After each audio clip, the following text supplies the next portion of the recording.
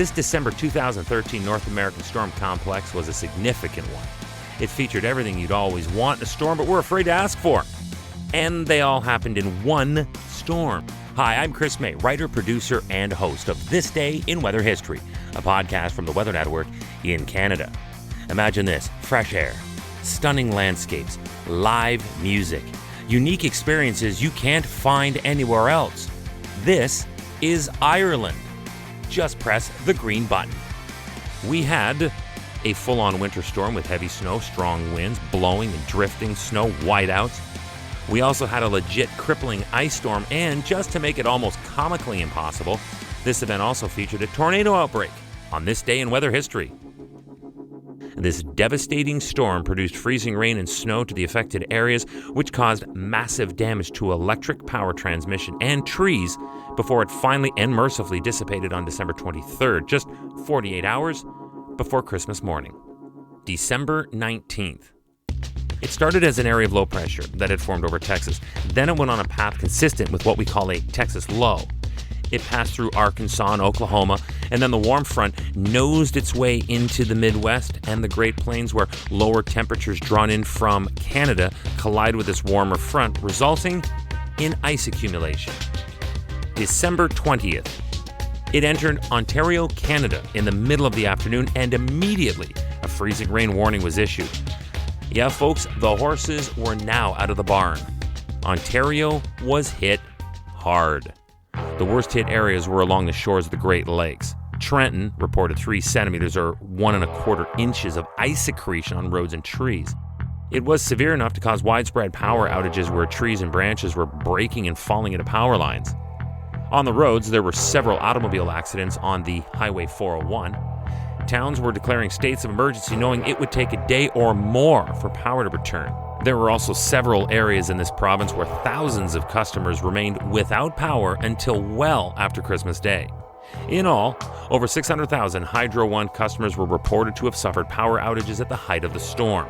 In the massive city of Toronto and its surrounding GTA or Greater Toronto Area, they suffered the harshest effects of the ice storm.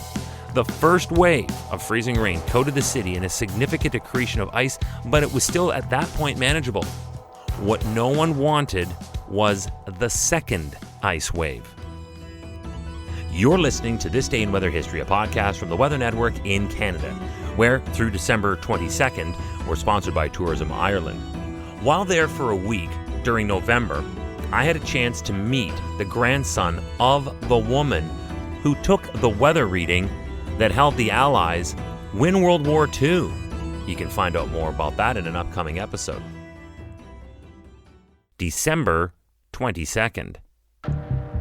The second ice wave was by far more powerful that struck the city in the early morning.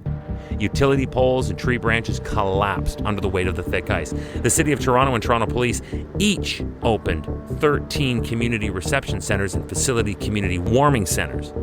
At the height of Wave 2, over 300,000 Toronto Hydro customers had no electricity, and I remind you, no heating.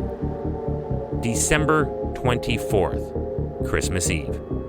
69,800 customers throughout Toronto were still without electricity, and because of that, about 1,000 people spent that Christmas Eve in warming centers, displaced from their homes, left behind, frozen, and in the dark. Decorated for the season, but now impossible to inhabit safely.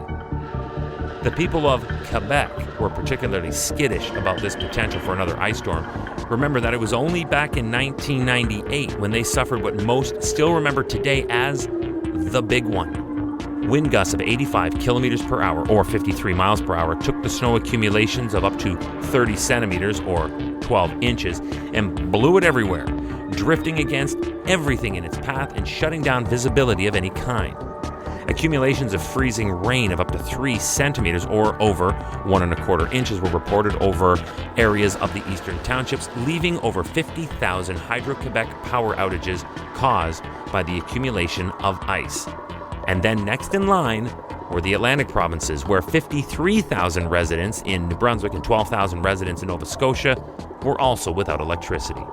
And as for the United States, The storm there sadly resulted in 27 deaths. 1 million residents were without power in this dead of winter event, costing over $200 million in damages.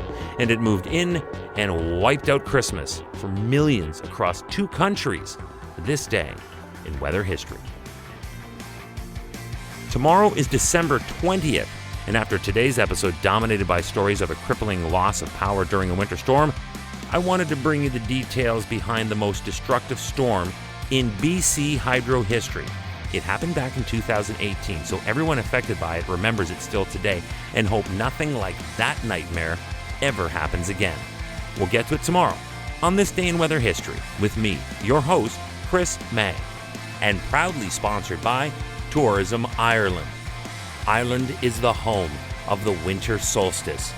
Get ready for a unique podcast experience on December 21st as I feature This Day in Weather History, the winter solstice from Newgrange.